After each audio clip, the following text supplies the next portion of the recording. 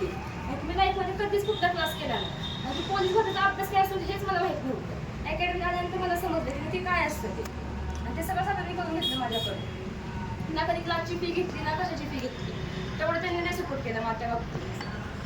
आणि मग नंतर आले आणि मग जेव्हा आमची डेट पडली, पावसात फुल पाऊस पडत होता आणि सगळ्यांना म्हणलं सर डेट कधी पडेल, सगळ्यांनी सांगितलं अशा आसपास पडेल म्हणून.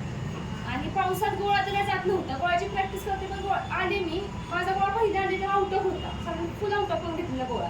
सगळं म्हणजे तुझी हाईट एवढी तरी तुझा गोळा कसा काय जातो, म्हणजे तुमच्या आशीर्वाद तुम्ही करून घेतला म्हणून झाला गोळा माझा आउट. गोळा तरी पण मागा आलाच नाही माझा.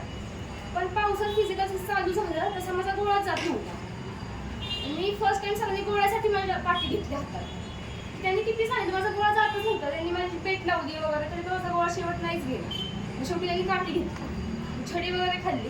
त्या दिवशी मी संध्याकाळच्या ग्राउंडला गोळा ठेवलाच म्हणतात ना, गोळा टाकायला लागली. तो पण आउट ऑफ जातलं तर म्हणजे मी घेत जाणार नाही, रोज जाणार नाही. गोळा आउट ऑफ गेला, सगळं सांगितलं सर जातोय माझा गोळा आउट ऑफ म्हणून. आउट ऑफ गेला आणि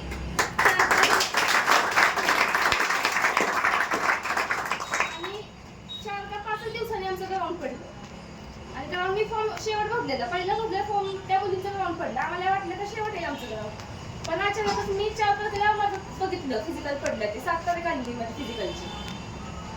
सगळं म्हणजे सर आता कसं काय पावसात कसं काय पडायचं वगैरे, सगळं म्हणजे तू नको टेन्शन घेऊ, तुझं फिजिकल आहे, तू फक्त बिंदास जाऊन दे म्हणून.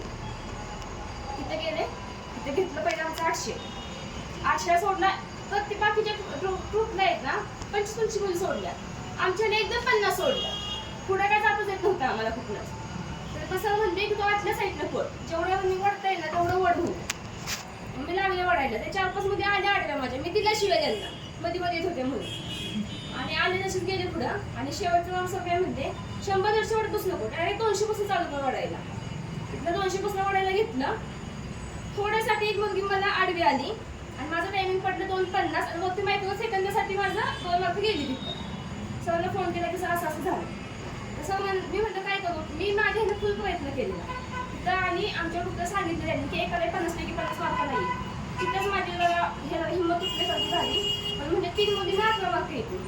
तर मी म्हटलं देवाला की त्यात माझा नंबर असू दे म्हणून. नावं घेतली त्यात माझा नंबर होता.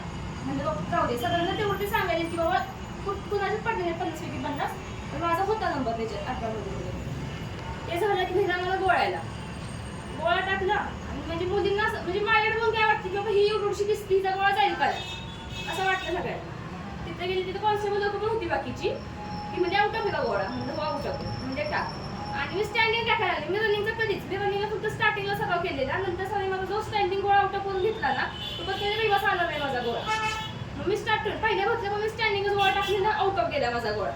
आत्ताच्या भरतीला पण तिथे कॉन्स्टेबल लोक म्हणती तो स्टँडिंग गोळा टाकणार आहे का, म्हटलं हा. आणि तिथे मी बघितलं ना सगळ्या मुलींनी रनिंग गोळा टाकलेला, मी एकटंच होती की स्टँडिंग गोळा टाकणार. आणि गोळा टाकला लय वेळेच्या परत गेला.